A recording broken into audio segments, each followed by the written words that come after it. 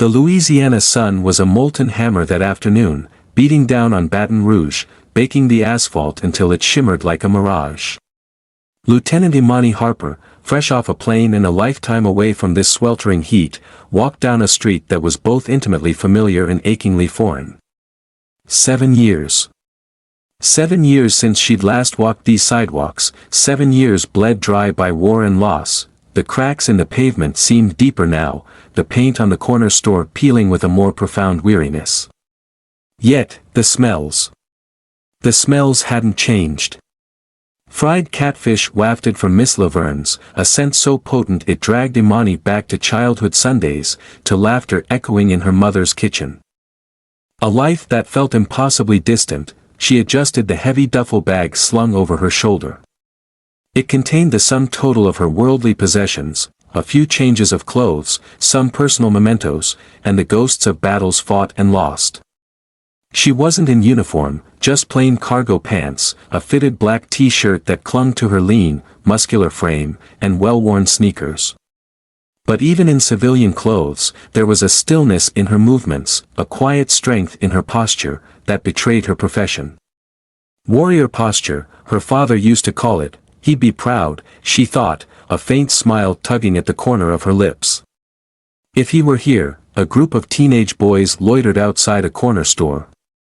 Their voices a low hum of youthful energy. One of them, maybe 16, glanced up, did a double take, and then nodded respectfully. "You military?" he asked, his eyes wide with a mixture of curiosity and admiration. Imani paused, meeting his gaze. "Something like that," she replied, offering a small, guarded smile. "Figured," the boy grinned. "My cousin's in the army. He walks like you." Before she could respond, his friends called him inside, and he was gone, swallowed by the lure of air conditioning and adolescent camaraderie. Imani exhaled slowly, the humid air heavy in her lungs. Moments like that reminded her why she fought, why she endured the bone-deep weariness, the nightmares that clung to her like shadows. Kandahar. Fallujah. Mogadishu. She had led teams through the dead of night, through chaos and enemy fire, through sandstorms that swallowed sound and light. She had seen things that would haunt her forever, witnessed the best and worst of humanity, all before her 40th birthday, and now, here she was, back home, walking streets that felt both familiar and foreign, trying to piece together a life that had been shattered and reassembled in the crucible of war. What did home even mean anymore? Her thoughts were interrupted by the slow, predatory crawl of a patrol car. It crept up beside her, its presence jarringly out of place in a neighborhood where cops usually sped through without a second glance. Imani kept walking, pretending not to notice, but her senses were on high alert. She knew the drill. The window rolled down, and a gravelly voice cut through the afternoon heat. "Excuse me, miss." She stopped, turned slightly, and saw him. Officer Derek Simmons. White, mid-40s, a tight crew cut, and thick arms straining against the sleeves of his uniform. He had the kind of smirk that suggested he enjoyed this a little too much, the kind of man who thrived on the illusion of power. His mirrored sunglasses hid his eyes, but she could feel them on her, scanning her, dissecting her, as if she were a specimen under a microscope. "Mind telling me what you're doing around here?" he asked. His voice laced with suspicion. Imani stared at him, her expression unreadable. She had encountered men like him before, men who saw a confident black woman and mistook it for a challenge, men who felt threatened by a strength they couldn't understand. She shifted the strap of her duffel bag. "Just walking." "Where to?" She arched a brow. "Didn't realize I needed an itinerary to walk down my own street." Simmons didn't like that. His smirk faded, replaced by a hard, pinched expression. "We've had some break-ins around here," he said, his gaze unwavering. "Got to make sure everything's in order." Imani held his gaze, unfazed. "You see me breaking into something?" A muscle in his jaw twitched. He leaned against the open window, exhaling sharply. "Just doing my job." Imani exhaled through her nose, fighting the urge to shake her head. Well, I'm just walking. She could feel the weight of the moment shifting. Simmons wasn't looking for a conversation, he was looking for control. And something about her, whether it was her presence, her posture, or the way she refused to shrink, wasn't sitting right with him. She had two choices, keep engaging or walk away. But before she could decide, Simmons put the car in park. Hold on a second. Let's see some ID. Imani didn't move. She'd been trained to assess threats, surroundings, exits. And right now, she wasn't just assessing a man in uniform. She was assessing a man who was getting too comfortable pushing his authority. But she already knew one thing, this wasn't over. The street was quiet, save for the distant hum of traffic and the occasional chatter from a nearby store. But in this moment, none of that mattered. The tension between Imani and Officer Derek Simmons was thick, hanging in the air like a storm waiting to break. She didn't move. She didn't flinch. ID, Simmons repeated, this time with less patience. Imani glanced at his hands. His right thumb casually rested near the latch of his holster, a silent warning, intentional or not. She could feel the heat of eyes on her. A few people had noticed the stop. Some slowed their steps, watching, waiting. She reached into her pocket slowly, keeping her movements measured, pulled out her military ID, and held it up. Didn't hand it over. Simmons squinted at it, then back at her. Military, huh? His tone was unreadable. But Imani had encountered men like him before, the kind who saw a woman like her and decided the uniform wasn't enough, the rank wasn't enough. Where exactly do you serve? I don't answer unnecessary questions, she said calmly. Simmons exhaled through his nose, lips pressing together. That so? He snatched the ID from her hand before she could react, turning it over between his fingers. A smug smirk crept onto his face. Navy SEALs, he read aloud, dragging out the words like they were some kind of joke. That's cute. A flicker of heat passed through Imani's chest, not anger, annoyance. The same kind she'd felt 100 times before in rooms filled with men who assumed she didn't belong. Return it, she said, her voice firm, controlled. Simmons studied her, head tilting slightly, like he was trying to decide whether she was worth the trouble. You know, I've been on the force for 20 years. Seen all kinds of people come through this neighborhood. He paused, his eyes lingering on her face. Never met a woman Navy SEAL before. You sure this isn't a fake? The insult was so blatant, so ridiculous, that Imani almost laughed. You can run it through your system, she said flatly. You'll find out soon enough. But that wasn't what Simmons wanted. He wanted a reaction. He wanted to break her composure. He turned the card over again, lips curling as if he had already decided she was lying. You expect me to believe you've been out there fighting for this country? Please. A shift. A small one, but Imani caught it. The people watching. Their curiosity was changing. It wasn't just a traffic stop anymore. It was something else. A power play. A humiliation ritual. Now, a young woman stood on the sidewalk, phone in her hand, recording. She wasn't hiding it. She wanted Simmons to see. That was the thing about power, it changed depending on who was watching, Simmons noticed. His shoulders squared slightly, his stance shifting. You got a problem? He asked the woman. She didn't answer, just kept recording. Imani, still standing perfectly still, smirked just a little. Now, Simmons was the one under a microscope. He flicked his gaze back to her, his jaw clenching. I don't appreciate people trying to make a show out of me doing my job. Then stop putting on a show, Imani said, her voice sharp. A flash of something dark passed through his expression. He stepped closer, just an inch, but it was enough. A deliberate move, a challenge. Imani didn't budge. I don't know who you think you are, Simmons said, his voice low, a veiled threat, but out here, I make the calls. Her smile was subtle, just enough to let him know he was making a mistake. You sure about that? Simmons' grip tightened on her ID. And then, he did exactly what she expected. He reached for her wrist. Bad idea. The moment Derek Simmons' fingers brushed Imani's wrist, she moved. Fast. Precise. Calculated. Her arm shifted just enough to break his grip before it even fully formed. Not aggressively, not in a way that could be mistaken for an attack, just enough to show control. Simmons' eyes flickered with surprise. He hadn't expected that. The crowd watching grew larger. The woman with the phone recording took a step forward. A man across the street folded his arms, shaking his head.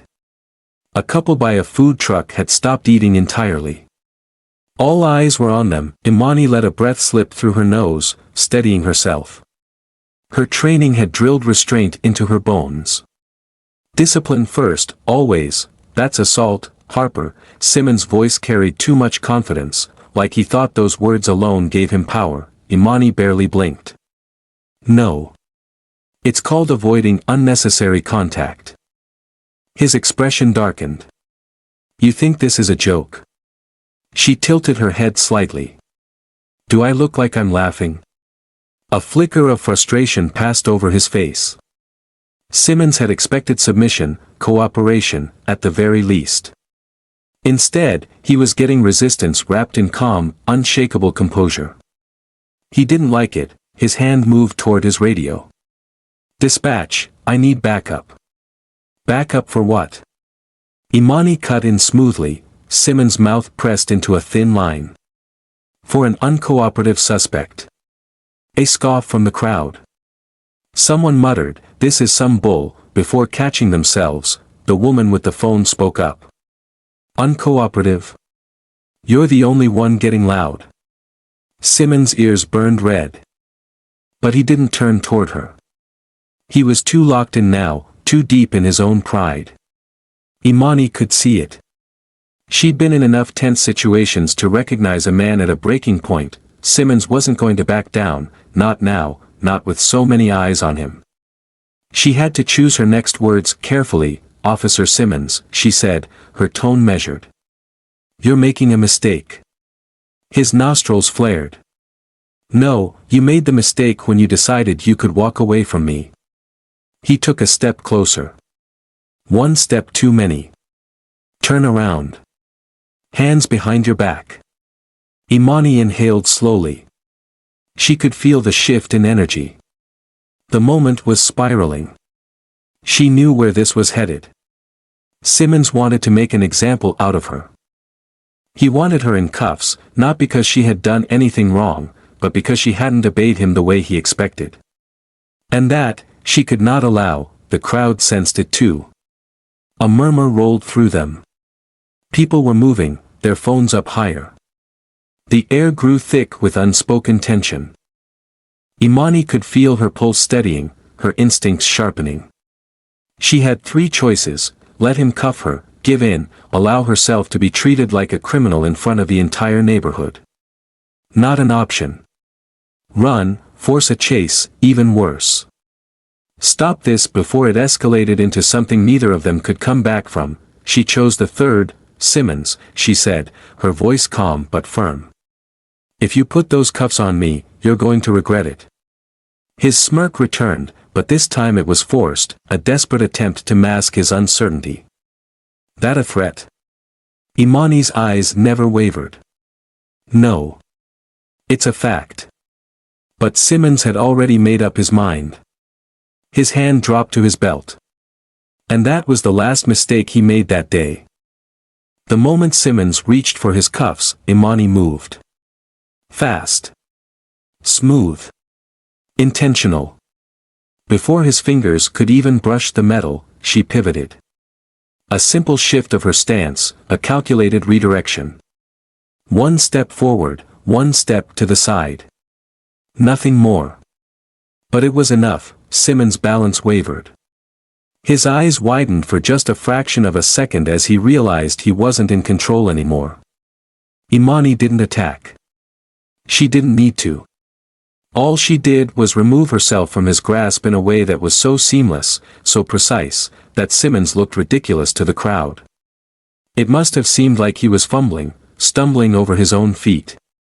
And that was worse than any punch, the gasps from the bystanders confirmed it. "Damn, she slipped right out of that," someone muttered. The young woman with the phone zoomed in, her expression unreadable. Simmons' face flushed crimson. His breath came quicker now, his chest rising and falling like he had just been insulted in the worst way imaginable. Imani stood completely still, her hands relaxed at her sides. "Officer Simmons," she said slowly, carefully. "You're losing control of the situation." His jaw clenched so tight she thought his teeth might crack. He had humiliated him without even touching him. He couldn't let that stand. "Turn around. Hands behind your back." His voice was sharp now, clipped with pure frustration. Imani exhaled through her nose. "For what?" "Resisting arrest." A wave of murmurs rolled through the crowd. "Arrest for what?" A man near the corner store called out. "We all saw that." "She didn't touch you, man." Simmons ignored them. His fingers flexed, itching for something to grab onto. Imani had seen this before, a man backed into a corner, desperate to regain his power. She gave him one last chance. "You don't want to do this," she said evenly. "Think carefully." Simmons' breathing grew heavier. His pride was screaming at him, demanding he take control, prove his authority, put her in her place. So, he made his choice. He lunged. Bad move. Imani's body reacted before her mind had to. Her foot shifted, her hands moved. She caught his wrist mid-air, twisted it with just enough force to redirect his momentum. And suddenly, Simmons was the one off balance. In less than a second, she had him turned, his own arm bent in a way that made movement impossible. She hadn't hurt him. Hadn't even applied full force. But to the onlookers, the recording cameras, and, most importantly, to Simmons himself, he had just been flipped like a rookie. And that was worse than anything else. A man in uniform, outmatched in broad daylight, in front of an entire crowd, by a woman he thought he could intimidate. Silence. Simmons' breath came hard and uneven, his body stiff in shock. Imani held him there for just a second longer. Long enough for him to understand. Then, she let go. Simmons stumbled forward before catching himself, his arms flailing for just a second, just long enough for every phone camera to capture it. The crowd erupted. "Oh, no way. She just flipped him." The woman recording shook her head, grinning now. "I got every second of that." Simmons' hands curled into fists. His entire body radiated pure humiliation. Imani stayed completely calm. "Are we done?" she asked, her voice steady. Simmons didn't answer. Couldn't answer. Then, a new voice cut through the air. "What the hell is going on here?" A second patrol car had just pulled up. Sergeant William Burke. Older. More experienced. And from the way his eyes flickered between Simmons, face red, hands clenched, breathing heavy, and Imani, standing calm and unshaken in the middle of the street, he already knew something had gone very wrong. Sergeant William Burke stepped out of his patrol car with calculated authority. His sharp blue eyes flicked between Simmons and Imani. But it wasn't just them anymore. The entire block was watching. Phones were up. Conversations had stopped. People weren't just bystanders anymore, they were witnesses. Burke exhaled sharply. He already knew what happened. Still, he turned to Simmons. "First, Officer Simmons, explain." Simmons' jaw worked, but no words came out immediately. He was too deep in his own humiliation, too rattled by the fact that he had just been flipped in broad daylight. Imani could see the battle happening inside his head. He wanted to lie, to twist the story in his favor, to make himself the victim.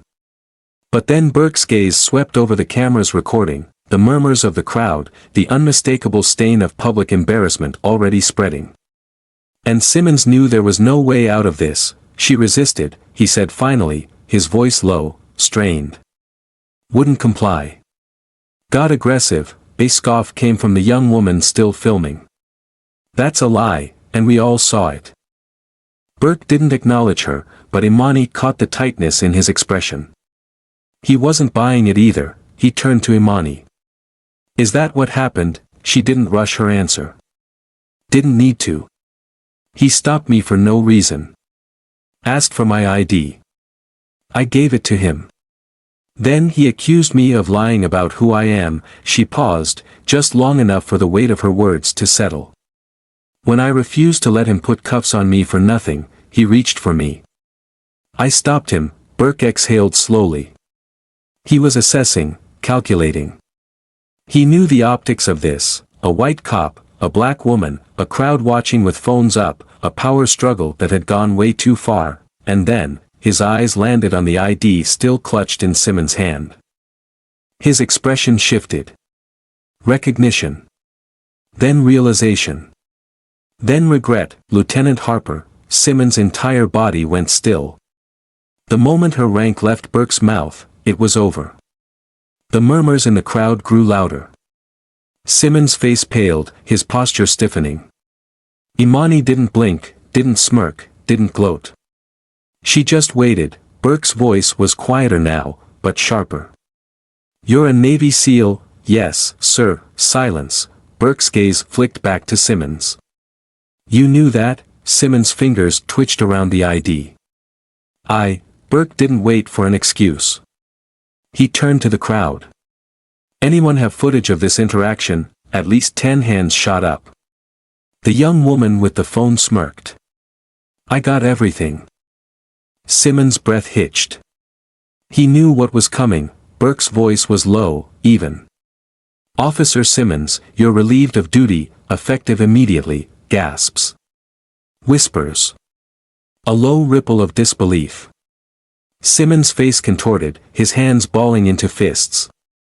You can't be serious. I suggest you stop talking before you make this worse.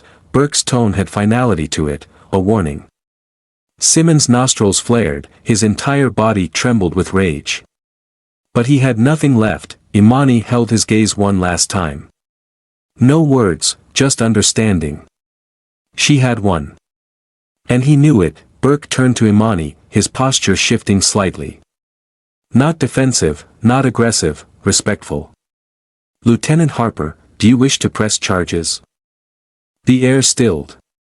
Simmons froze, his breath shallow. The crowd leaned in, waiting. Imani let the question settle, let the weight of it hang over Simmons like a final judgment. And then, she exhaled. No. A ripple of surprise through the crowd. Simmons stared at her, stunned. Burke studied her for a long moment. You sure? Imani nodded. I didn't come home looking for a fight. I just wanted to walk in my own neighborhood. The words hit hard. Burke sighed, rubbing the bridge of his nose. Understood. What happens to him now? She asked. Burke didn't sugarcoat it. Internal review. Likely suspension. Maybe worse. Simmons looked sick. Imani didn't react. It wasn't her concern anymore. She turned to leave, but then Simmons did something no one expected. He spoke. Why? His voice was quiet, stiff. Why not press charges? Imani stopped, turned back just enough to meet his eyes. Her answer was simple. Because I already taught you the lesson you needed to learn. And with that, she walked away. Imani walked down the sidewalk, shoulders squared, step steady. She didn't need to turn around to know that every eye in the crowd followed her departure. Somewhere behind her, Simmons still stood, his entire career crumbling around him. A voice from the crowd cut through the silence. That's what happens when you mess with the wrong one. A few quiet chuckles, some murmurs. The tension was lifting, shifting into something else, a moment people wouldn't forget. Burke didn't move for a few seconds, his eyes locked on Simmons. Go home, Officer Simmons. Simmons didn't argue. He just turned stiffly, making his way back to his squad car, his hands tight by his sides. The cameras followed him. His humiliation was now public record. The moment the door slammed shut behind him, Burke exhaled and turned to the crowd. Show's over, folks. Some people left, but others lingered, still murmuring. The young woman with the phone gave Burke a hard stare before lowering her camera. "He'll be back on duty in a few weeks, won't he?" she asked, unimpressed. Burke didn't answer. He knew better than to make promises. "Just send the footage in," he said before heading back to his car. Imani kept walking, but she wasn't aimless. She wasn't the type to get rattled, not anymore. Years of training, deployments, and high-pressure missions had built something inside her that couldn't be easily shaken. But that didn't mean she was numb. As she passed a storefront, she caught her reflection in the glass. Same stance, same confidence, but something deep in her chest still burned. It wasn't anger, it was frustration. Not just at Simmons, not just at this one encounter, but at the fact that it never really ended. She had faced worse than him overseas, but there was something about having to fight the same battles at home that left a weight in her stomach. Her father's voice rang in her ears. "Pick your fights.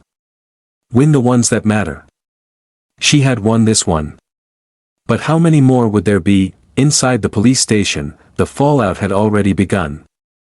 Burke sat at his desk, the weight of the situation sinking in. The footage had already been submitted. The precinct would have no choice but to review it. And Simmons, he was done.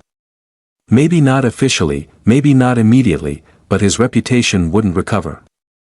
His authority had been publicly shattered, and that was something no badge could fix. Burke sighed, rubbing his temples. He had known Simmons had a problem, had ignored the signs.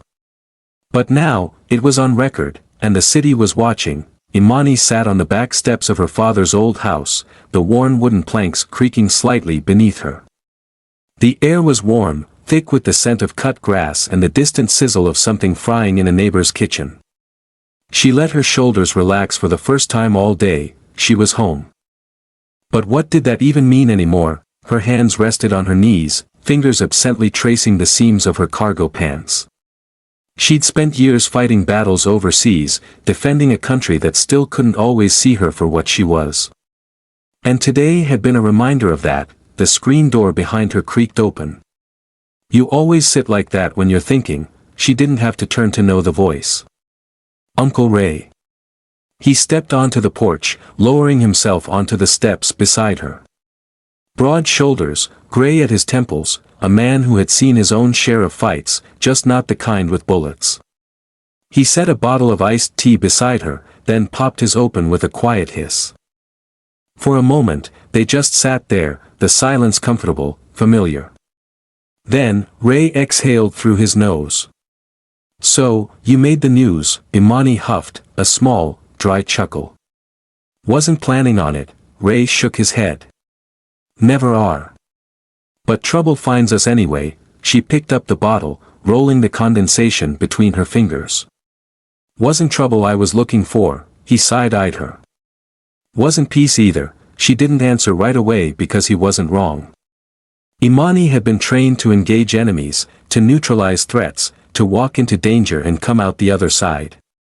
But what about battles like today, the ones that weren't fought with fists or weapons, but with perception, power, and prejudice? She tilted the bottle back, letting the cold tea wash away the dryness in her throat. Ray watched her for a beat. Then, he leaned forward, forearms resting on his knees. "You handled yourself well, girl," she nodded slowly. "Did what I had to." Ray gave a small chuckle. "Just like your father." That made her smile. Her father had always taught her that strength wasn't just about fighting, it was about knowing when not to. Simmons will feel this for a long time. Ray's tone was thoughtful. But more than that, a lot of people saw what happened today. And they'll remember it. Imani turned the bottle in her hands. "Does it ever change anything?" she asked. "Or do we just keep fighting the same fight over and over?" Ray sighed, rubbing a hand over his beard. "You're asking the wrong question." She glanced at him. He tapped his bottle against his knee. "The question isn't whether it changes everything. It's whether it changes something." Imani let that sink in. Because he was right. She hadn't walked away from today changing the world, but maybe she'd changed something. Maybe some kid in that crowd saw what happened and realized he didn't have to shrink when authority got in his face.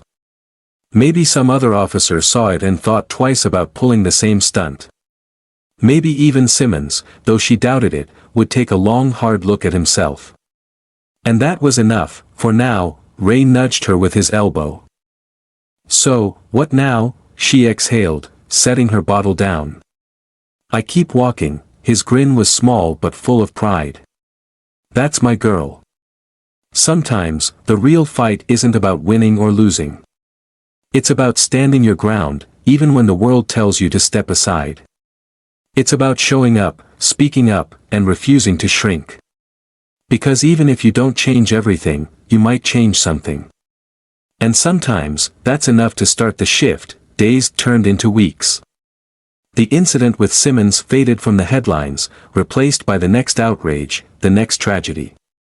But in Baton Rouge, it lingered, a quiet hum beneath the surface of daily life. Simmons, as predicted, was suspended. The internal review dragged on, a slow, agonizing process that played out in whispers and leaked memos. His career, once so promising, hung by a thread. Imani, meanwhile, tried to settle back into a life she barely recognized. She spent hours cleaning out her father's house, sorting through his belongings, each object a painful reminder of what she had lost. She reconnected with old friends, awkward reunions filled with polite conversation and unspoken questions. She volunteered at a local community center, mentoring at-risk youth, sharing her experiences, trying to instill in them the same resilience and determination that had carried her through so much. One afternoon, while working in the community center's garden, she saw him. The teenager from the corner store, the one who had recognized her military bearing. He approached hesitantly, his eyes downcast. "Hey," he mumbled. "Hey yourself," Imani replied, smiling gently. "What's up?" He shuffled his feet, kicking at a loose pebble. "Just wanted to say." "Thanks," Imani raised an eyebrow. "Thanks for what?" He looked up, his gaze meeting hers. For what you did. To that cop. Everyone's talking about it." "It wasn't about the cop," Imani said, her voice low. "It was about standing up for what's right." The boy nodded, his eyes shining with a newfound understanding. "Yeah. I get it." He paused, then added, "My cousin. The one in the army. He said you're a badass." Imani chuckled. "Tell him I said thanks." The boy grinned, a genuine, heartfelt smile. "I will." He hesitated for a moment, then asked, "You gonna stay here?" In Baton Rouge, Imani looked around the garden, at the vibrant flowers blooming in the Louisiana sun, at the children laughing as they chased butterflies. "I don't know yet," she said honestly. "But I'm trying to figure it out." He nodded again, then turned and walked away, his steps lighter, his shoulders straighter. Imani watched him go, a sense of hope blossoming in her chest.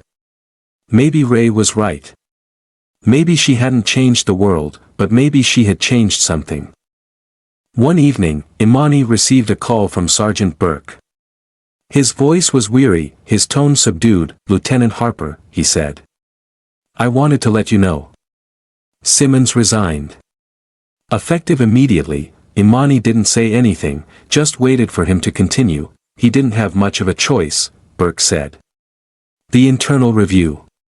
It wasn't going well for him. There were other complaints. Similar incidents. Patterns of behavior." Imani nodded slowly. She wasn't surprised. "I also wanted to thank you," Burke added. "For not pressing charges. It would have been a mess. For everyone. I did what I thought was right," Imani said. "I know," Burke replied. "And I appreciate it. This whole thing. It's been a wake-up call for the department. We're going to be implementing new training programs, focusing on de-escalation techniques, cultural sensitivity." Imani listened patiently, but she wasn't convinced. Training programs and sensitivity workshops weren't enough to change ingrained prejudices, to dismantle systems of oppression. It would take more than that. It would take a fundamental shift in attitudes, a willingness to confront uncomfortable truths, a commitment to justice and equality for all. I hope things get better, Imani said finally. So do I, Burke replied. So do I. The phone call ended, leaving Imani with a lingering sense of unease. Simmons was gone, but the problems remained. The same racial tensions, the same inequalities, the same power imbalances that had fueled the confrontation in the first place. She couldn't escape the feeling that she had only scratched the surface, that there was so much more work to be done. Later that night, Imani found herself standing on the porch, staring out at the darkened street. The air was cooler now, the scent of jasmine heavy in the night air. She thought about her father, about his unwavering belief in justice, about his tireless efforts to make a difference in his community. She wondered what he would think of her, of the choices she had made, of the path she had chosen. She closed her eyes, took a deep breath, and made a decision. She wasn't going to run away. She wasn't going to retreat back into the shadows of her past. She was going to stay. She was going to fight. She was going to use her skills, her experience, her strength to make a difference in the community she had left behind. Imani started small. She expanded her work at the community center, organizing workshops on self-defense, conflict resolution, and civic engagement. She partnered with local activists and community leaders, lending her voice to the fight for social justice and economic equality. She spoke at town hall meetings, challenging the status quo, demanding accountability from elected officials, advocating for policies that would benefit the most vulnerable members of the community. She also reached out to the police department, offering to help with their new training programs. She shared her perspective, her experiences, her insights into the challenges faced by marginalized communities. She didn't expect to change everyone's minds, but she hoped to plant a seed, to spark a conversation, to inspire a little bit of empathy and understanding. Not everyone welcomed her with open arms. Some people saw her as a troublemaker, a radical, a threat to the established order. They criticized her, questioned her motives, tried to discredit her. But Imani refused to be silenced. She knew that change was never easy, that it always came with resistance. But she was determined to persevere. One day, while leading a self-defense workshop for young women, she saw her. The young woman who had filmed the confrontation with Simmons. She approached Imani after the workshop, her eyes filled with admiration. "That was amazing," she said. "You're an inspiration," Imani smiled. "Thank you. I never really thought about self-defense before," the young woman continued. "But after what happened with that cop, I realized I needed to be able to protect myself. That's why I'm doing this," Imani said. "To empower women, to give them the tools they need to stand up for themselves." The young woman nodded. "I want to help," she said. "I want to be a part of this." Imani's heart swelled with hope. Maybe, just maybe, she was making a difference. Months turned into years. Imani's work in the community continued to grow. The community center became a hub for activism, a place where people from all walks of life came together to learn, to organize, to fight for a better future. She started a nonprofit organization, dedicated to empowering marginalized communities through education, advocacy, and community organizing. She received grants and donations, hired staff, and expanded her programs to reach even more people. She also found love with a fellow activist, a man who shared her passion for social justice, a man who saw her for who she was, a warrior, a healer, a force for good in the world. One evening, as she sat on the porch with Ray, watching the sunset paint the sky in brilliant hues of orange and purple, she reflected on her journey. She had come home broken, disillusioned, unsure of her place in the world. But she had found her purpose, her calling, her reason for being. She had learned that change was a slow, incremental process, that it required patience, persistence, and unwavering commitment. She had learned that even the smallest acts of resistance could have a ripple effect, inspiring others to stand up and speak out. She had learned that the fight for justice was never over, that it was a continuous struggle that required the participation of everyone, You know, she said to Ray, I think I finally understand what my father meant. Ray smiled. What's that? That the real fight isn't about winning or losing, she said. It's about showing up. It's about standing your ground, it's about showing up. It's about standing your ground. It's about refusing to shrink. Because even if you don't change everything, you might change something. Ray nodded, his eyes twinkling. That's right, girl. And you've changed a lot. Imani smiled, a genuine, heartfelt smile. Maybe, she said. But there's still so much more to do. She looked out at the sunset, at the vibrant colors fading into the twilight. The future was uncertain, the challenges were immense, but she was ready. She was home. And she was ready to fight. Years later, Imani stood on that same street corner in Baton Rouge. It was a crisp autumn day, the air alive with the scent of fallen leaves and the promise of change. Across the street, a new community center stood tall, a beacon of hope and opportunity in a neighborhood that had seen its fair share of hardship. Children laughed and played in the courtyard, their voices echoing with a joy that had once been absent. A plaque on the building bore her father's name. A tribute to his legacy of service and dedication. As Imani watched the children, a familiar face approached. It was the young woman who had filmed the confrontation with Simmons, now a confident, accomplished lawyer, working to defend the rights of marginalized communities. Hey, the lawyer said, smiling warmly. Remember this corner? Imani chuckled. How could I forget? A lot has changed since then, the lawyer said, gesturing to the community center. And it's all thanks to you. Imani shook her head modestly. It wasn't just me.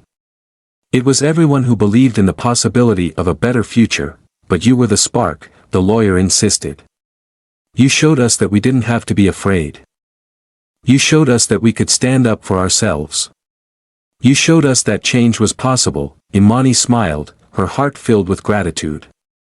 She had come home seeking peace, but she had found a purpose. She had come home wounded, but she had found healing.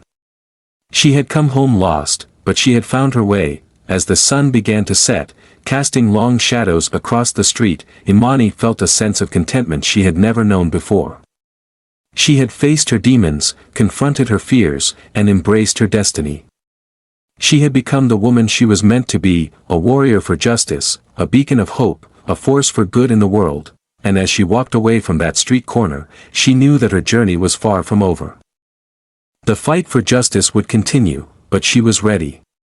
She was home. And she was ready to lead the charge. Somewhere, miles away, Derek Simmons sat alone in a darkened room. His career was over, his reputation ruined, his life a hollow shell of what it once had been. He had lost everything because of one moment of arrogance, one moment of prejudice, one moment of uncontrolled rage. He thought about Imani, about the woman he had tried to intimidate, about the lesson she had taught him. He knew that he would never be able to undo what he had done, that he would forever be haunted by the consequences of his actions. But as he sat there in the darkness, a flicker of regret sparked in his heart. Maybe, just maybe, he had learned something. Maybe, just maybe, he could find a way to make amends. The future was uncertain, but one thing was clear, the world had changed, and he could either adapt or be left behind. And as he took a deep breath, he knew that he had a long and difficult journey ahead of him. But he was determined to try. He was determined to change. He was determined to become a better person, because in the end, that was all that mattered. To learn from your mistakes, to grow from your experiences, and to strive to make the world a better place, one small step at a time.